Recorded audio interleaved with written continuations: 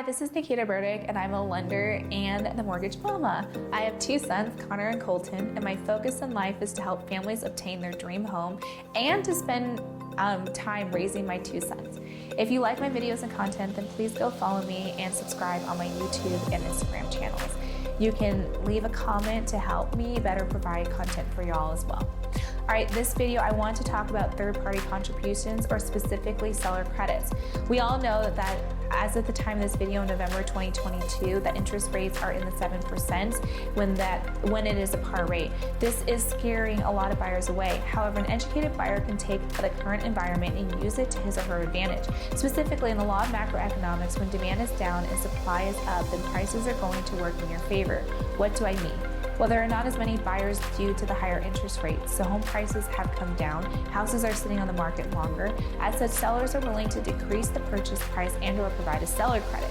I have a video on my YouTube channel discussing how a seller credit for a lower rate will help your payment overall more than decreasing the purchase price over a 30-year low.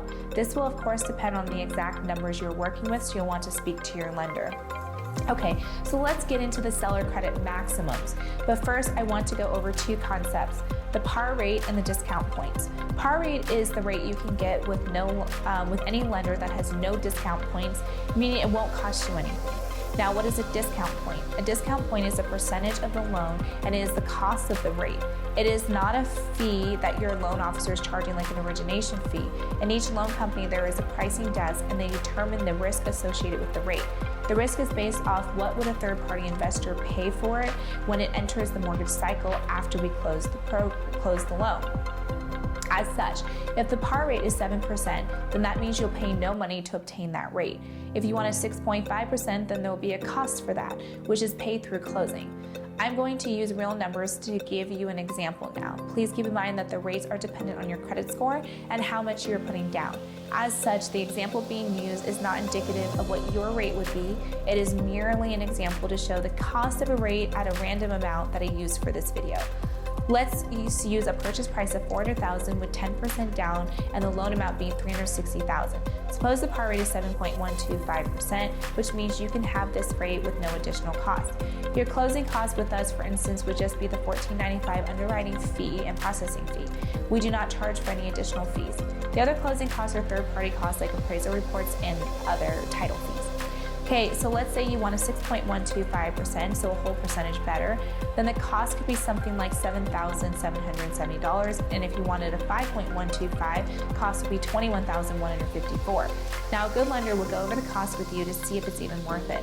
Whether it is going to depend on what your monthly payment difference will be in part, but that's not the whole picture. The whole picture will take into account the interest rate accumulated or the interest accumulated, but we'll use just the monthly payment for this video. On the screen, you will see the monthly payments for just the principal and interest only for each of the different interest rates. You will see the difference in monthly payments as well as the cost from the 7.125% mark point. All right. Now that we understand the concept, let's talk about how we can pay for these costs. You can always pay yourself, but it doesn't always make sense. For instance, let's say rates get better in the next year and you're just going to refinance. Well, then even a $473 difference in monthly payment only adds up to $5,680.44 for the year. Does it make sense to pay $21,254? Maybe not. But what if you need the payment under $2,000? And you don't want to spend the $21,000, seller credits. Right now, sellers are willing to negotiate. You can get the seller to pay these costs up to a certain maximum. The amount of the seller credit you can obtain depends on the type of loan. First, for a conventional loan, the limits are as follows. If you put 10% or less down, then you can get 3% of the sales price. If you put 10 to 25% down, then you can get 6% of the sale price. And if more than 25%, then you get 9% of the sales price for primary and secondary homes. If it's an investment property, then it's 2% of the sales price. As such, in our example, where the individual put 10% down, they can get seller credit of $12,000. This will only get you the 6% interest rate. Now, if you want the 5% interest rate, let's say you put 10.5% down, so just $2,000 more, then you can get a seller credit of 6%, which is $24,000. For our example, this will get you the 5% interest rate. Can you see the glory of seller credits now?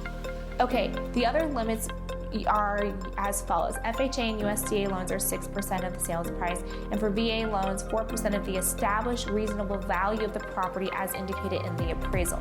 If you want to learn more about how to take advantage of third-party contributions, or also known as seller credits, then contact me.